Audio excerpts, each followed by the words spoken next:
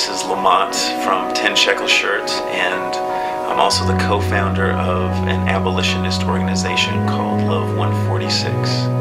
We work to combat child sex trafficking and exploitation, and we work to restore survivors of this horrible crime. People wonder what human trafficking is. I like to just simply explain it in these terms, that it's the pathway into modern-day slavery. People are trafficked when there's a transaction of buying and selling of a human being. And according to the U.S. State Department, the illegal sale of human beings has surpassed the illegal sale of arms, and will pass the illegal sale of drugs within the next 10 years. There's so much money being made right now. What's crazy about that is a human being, for example, can be used over and over again, and so the markup is so high where when someone uses a drug, it's used and then gone. Another myth is that it's all over there and it doesn't really affect my life here. It's not, close to home. We've had calls from agencies. Our offices are here in New Haven, Connecticut, and we've had calls from agencies here in Connecticut asking us to care for girls as young as 12 years old. I also just had a conversation with a rescue agency who rescued a Russian teenager out of a brothel here in Connecticut. And once the girl was gone and left, the criminal gang that trafficked her in Russia in the first place killed her little brother. And so these are the kinds of people that we're involved with. And it's important to note that sex trafficking is not the only form of slavery in our world today.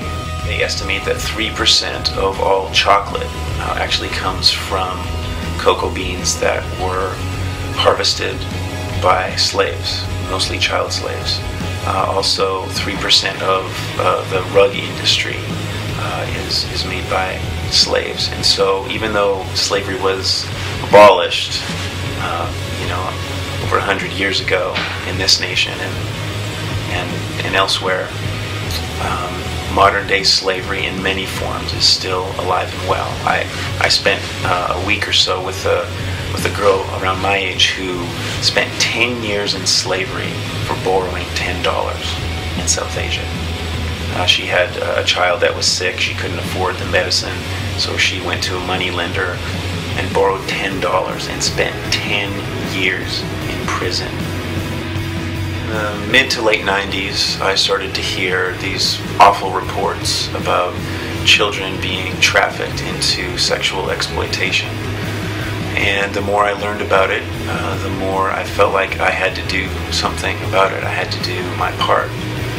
And so I started to learn as much as I could. Then I started to link up with existing organizations and begin to speak on behalf of the voiceless. And that was my first sort of stage of the journey. From about 2000 to 2002, I started speaking on behalf of a rescue agency, and they told me that there was not enough places to put the children once they were rescued.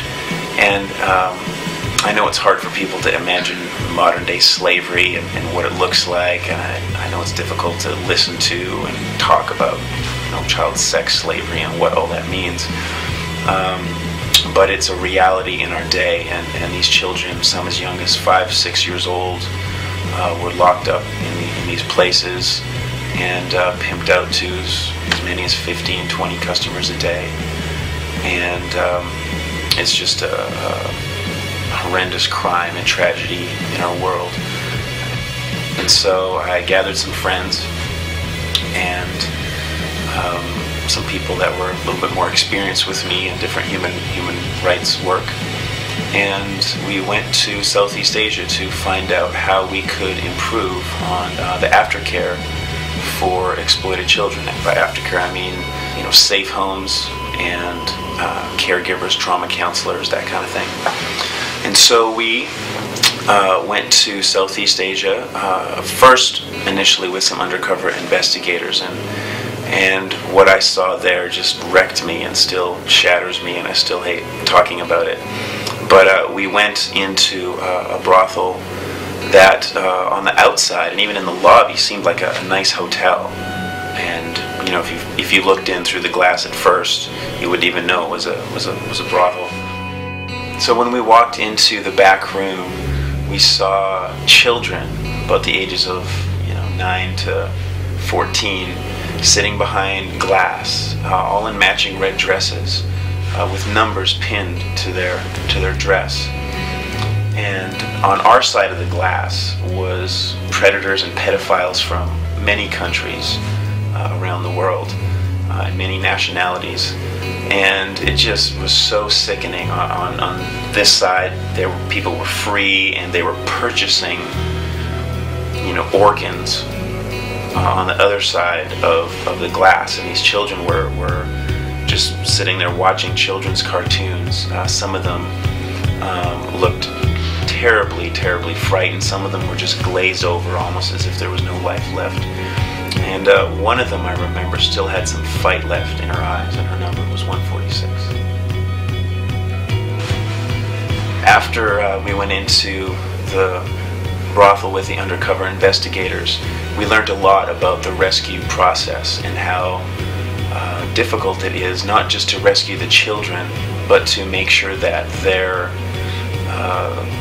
pimps and the brothel managers and those who traffic them are prosecuted as well. And so it's a big, long process. It's not like you can just go and start yanking kids out. And so one of the main problems in the human rights world regarding these children is there's nowhere to put them. People have done raids. Some of them would end up in safe homes and aftercare facilities with good people. Many would end up being re-trafficked or out in the street, or many of them were even thrown in jail. And so with some good friends, we decided to co-found the organization Love 146. People ask me, how they can get involved when they hear about issues of injustice, specifically, child slavery and sexual exploitation. And what I would say to them would be, and this is what I've done in my life, and it's learn as much as you can. There's fantastic websites and organizations and research out there so that you don't have to reinvent the wheel. Learn as much as you can. And then join something. You can join, a national group, maybe even a local, regional group in your area. I started something at my house, a little justice study, and we met once a week and just, studied and talked and learned together about the issues of modern-day slavery. And the third thing that I would recommend to people who want to get involved is to act. And they can act by giving money, they can act by pursuing a career in law enforcement to help, bust these criminal gangs that are both near and far. They can pursue a career in child psychology, trauma counseling.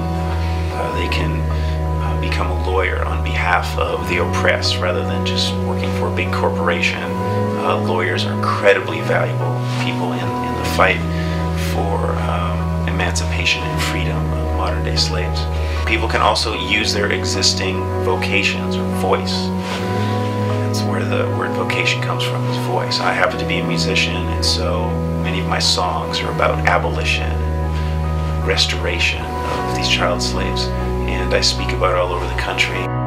And it's not just all guilt trip and a big heavy. To be honest with you, it is incredibly exciting to be a part of the new abolition movement in our day.